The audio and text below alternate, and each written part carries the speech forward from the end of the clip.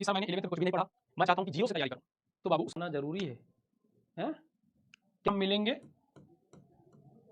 अपने हुंकार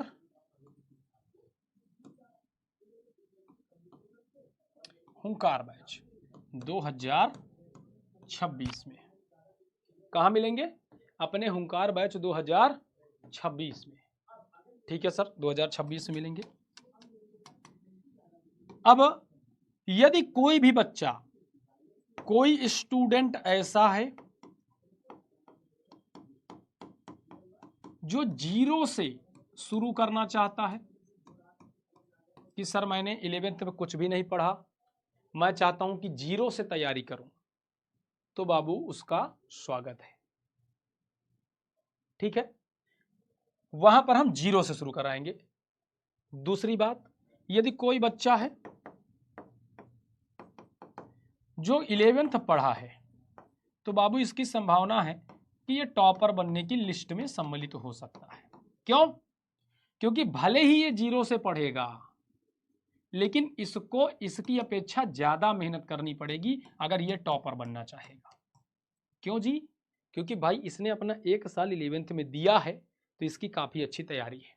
तो ये मान लो कि अगर ये दिन के 1 घंटा पढ़ेगा, तो तुम्हें 1.5 घंटा देना पड़ेगा टॉपर बनने के लिए। पहली कंडीशन।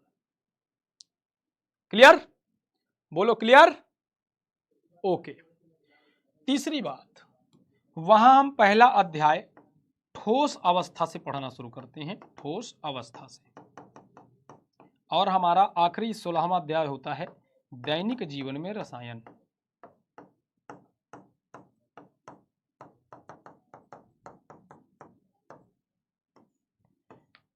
यह है आपकी 12th की पूरी केमिस्ट्री। बहुत आसान भाषा में पढ़ाऊंगा, और जितना मैं कहूं, जैसे मैं कहूं वैसे करते जाना। स्टेट टॉपर चाहे डिस्ट्रिक्ट टॉपर, जो भी तुम्हारा उद्देश्य होगा, केमिस्ट्री में मेरा तो एक ही उद्देश्य रहेगा, 100 आउट ऑफ 100 का। और मुझे ऐसे कम से कम 1000 बच्चे मुझे चाहिए मेरे विद्याकुल के, मेरे विद्याकुल के। और ये तभी संभव हो सकता है जब तुम मेरा साथ दो। फिर से सुन लो, तुमको नोट्स मिलेगा विद्याकुल का, लेकिन तुम्हें खुद से नोट्स बनाना है।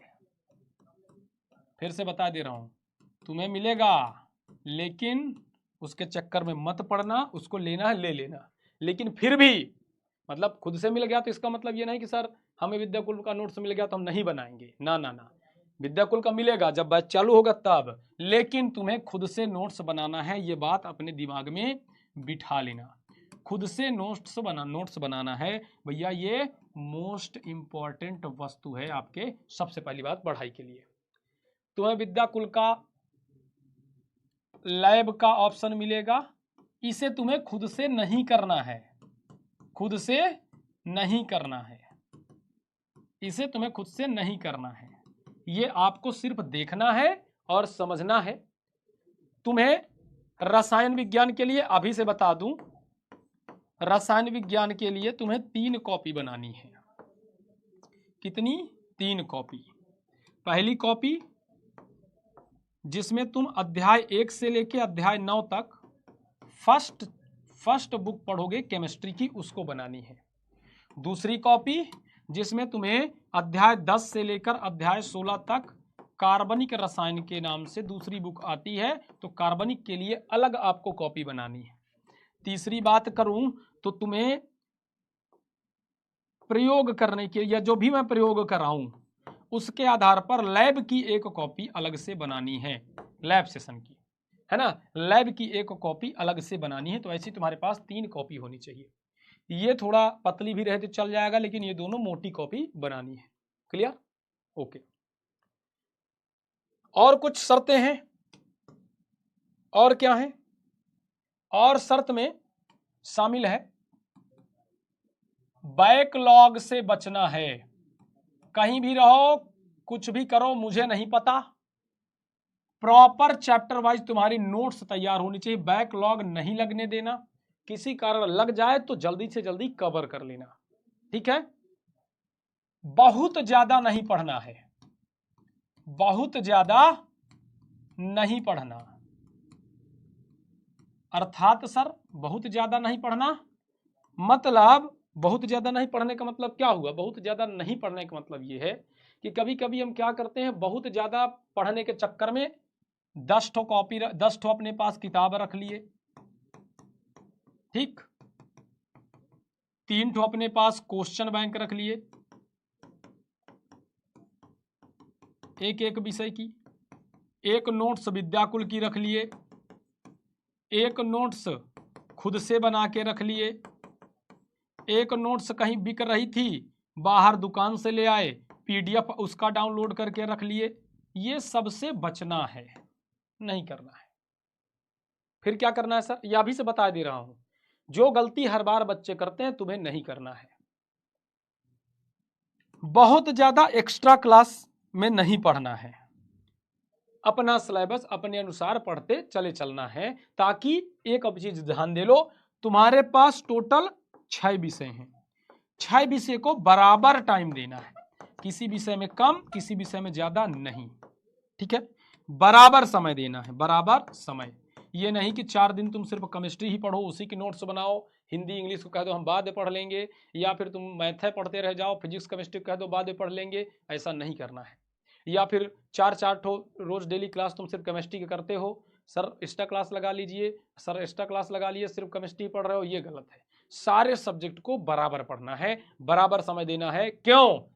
तभी जाके आपका 495 प्लस नंबर लाने का जो सपना है वो पूरा होगा, क्योंकि सारे सब्जेक्ट उतने ही नंबर के हैं जितना एक सब्जेक्ट है, ना तो किसी में कम मिलेगा ना तो किसी में ज्यादा मिलेगा। बताओ, क्लियर? ओके, क्या तुम लोग इतना करने के लिए तैयार हो? तो मैं तुम्हें टॉपर बनाने के लिए तैयार हूं। बहुत ज्यादा स्टडी मटेरियल मत रखना। बच्चे क्या गलती करते हैं? सबसे पहली बात, भैया खुद से नोट्स नहीं बनाते। देखो बच्चों की गलती बता दे, खुद से नोट्स नहीं बनाते, 2-4 चैप्टर तक बनाते हैं, जैसे ही उनको नोट्स मिल गई, विद्याकुल ने प्रोवाइड करा दी, या कहीं से कुछ पा गए, पीडीएफ में ले लिए, यहाँ से मिल गई, तो कहते हैं बस सर हम नोट्स नहीं बनाए, आगे भूल गए, चले गए रिश्तेदारी में घूमने टहलने। लैब की कॉपी खुद से नहीं बनाते, फिर बाद में परेशान होते जब प्रैक्टिकल आता है, सर ये क्या है, सर ये कैसे है, लैब में कैसे करेंगे, तो एक लैब की कॉपी बना लेना। फिर एक ही कॉपी रसायन विज्ञान के बना के उसी में सब भरते चले जाते हैं, उसी में सब लिखते चला, नहीं, अलग अलग बनाओ, साफ सुथरे नोट्स बनाओ, और उस नोट्स को जब तक तुम चाहोगे तब तक तुम्हें पढ़ाई में काम आएगी, इसलिए बहुत साफ सुथरी नोट्स बनाना। बैकलॉग, अगर मान लो किसी सब्जेक्ट में दो क्लास की बैकलॉग लग जाती है, तो बच्चे सोचते हैं कि यार उस 2 क्लास को कवर करने से अच्छा चलो अब अगले चैप्टर से पढ़ेंगे, और उस 2 क्लास को नहीं कवर करने के चक्कर में वो 10 क्लास और बैकलॉग लगवा करके अगले चैप्टर का इंतजार करते हैं, जो कि बिल्कुल गलत है। और तुम लोगों ने भी 11 में किया होगा, झूठ ना बोलना, किए हो कि नहीं? किए हो कि नहीं? कि अरे सर जी 3-4 क्लास छूट गई है, चलो अब नए चैप्टर से पढ़ेंगे। ये सबसे बड़ी घटिया आदत है, और ये बहुत बच्चे करते हैं। तो ऐसा नहीं करना। अगर बैकलॉग लगे तो सबसे पहले उसको दौड़ के कवर करो, लगने ही मत दो। अगर मान लो लग भी गया है तो उसको ये सोचो कि कितनी जल्दी इसको कवर करके सर के साथ पहुंचूं, ना कि ये कि नहीं इसको छोड़ के नया चैप्टर से पढ़ूंगा। फिर वो चैप्टर तुम कभी कवर नहीं कर पाओगे, और एक चैप्टर 10-15 लेक्चर से कम नहीं होगा हुंकार बैच में। क्लास नोट्स बनाना जरूरी है? क्या बोला रे? क्या बोला आलोक? क्या बोला रे? ये बता, पानी पीना जरूरी है? फिर क्यों पीता है? खाना खाना जरूरी है? हाँ, जरूरी है ना, नहीं खाएगा तो मर जाएगा। वैसे ही नोट्स नहीं बनाएगा तो कुछ नहीं आएगा। अच्छा चलिए, तो सब ठीक है। क्लास में किसी से कमेंट में बतियाना जरूरी है, लेकिन फिर भी बतियाता है ना। तो अगर जरूरी ना भी हो तो भी कुछ चीजें काम में आती हैं, ठीक है। और नोट्स बनाना तो बहुत ज्यादा जरूरी है?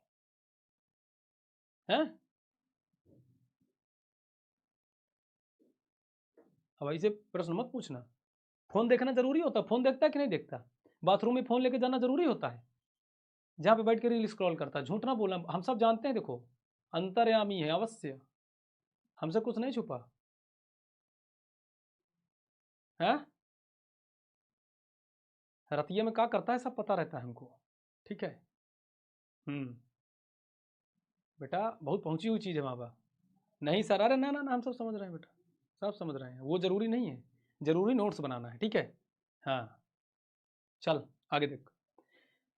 बहुत ज्यादा पढ़ने के चक्कर में बच्चा क्या करता है कि केमिस्ट्री की 2 बुक भी रख लिया, यहां भी क्लास कर रहा है, यूट्यूब में हमसे भी पढ़ रहा है, यूट्यूब में 2-4 टीचर से और पढ़ने चला गया, ठीक है। मार्केट गया, कोई देखा क्वेश्चन बैंक ला के रख लिया, कोई बता दिया कि यार मेरे पास ये नोट्स आई है, पीडीएफ बहुत अच्छी लिखी हुई है, उसको ले लिया। अब वो ना इधर पढ़ पा रहा है, ना उधर पढ़ पा रहा है, ना उधर पढ़ पा रहा है। अगर मेरा कोई एक दोस्त होगा तो मैं उसका पूरी तरह से उसके प्रति समर्पित रहूंगा, क्योंकि मेरा एक दोस्त है और कोई नहीं है दुनिया में। एक बार भी फोन करेगा भाग के जाऊंगा। मेरे 1000 दोस्त हैं तो कोई एक तो फोन किया है भाई दौड़ के आ जाए, ऐसी बात है यार टाइम नहीं है, क्यों, अरे ठीक है चला भी जाएगा तो दूसरा है। और इस चक्कर में कोई मेरा सगा नहीं होगा। तुम्हारे पास एक बाप रहता है, एक भाई रहता है, एक माँ रहती है ना, तो इसलिए तुम माँ बाप भाई के लिए दुनिया से लड़ जाते हो। सोचो अगर तुम्हारे पास 150 भाई हो, 3000 माँ हो, तो तुम उतना सीरियस लोगे नहीं लोगे।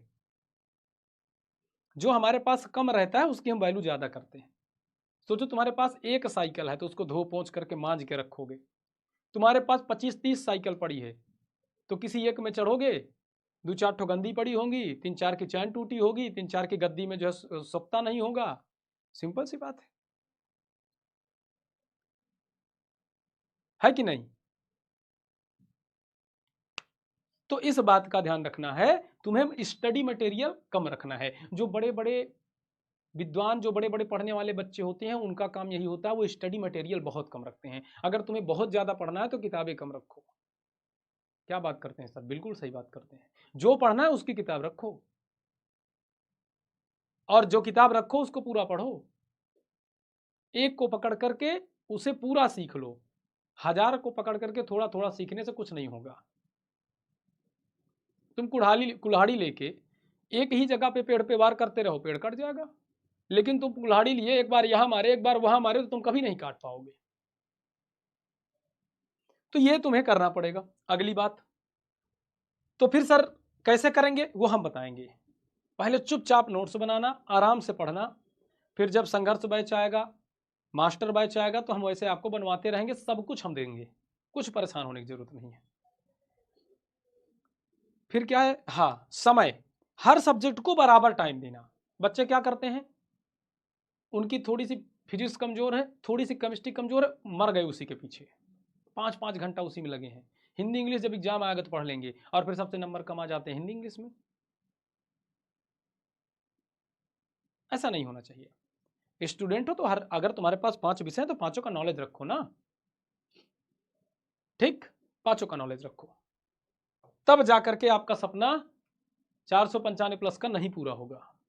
कब, जब स्टूडेंट ऐसा नहीं करेंगे तब, ठीक है।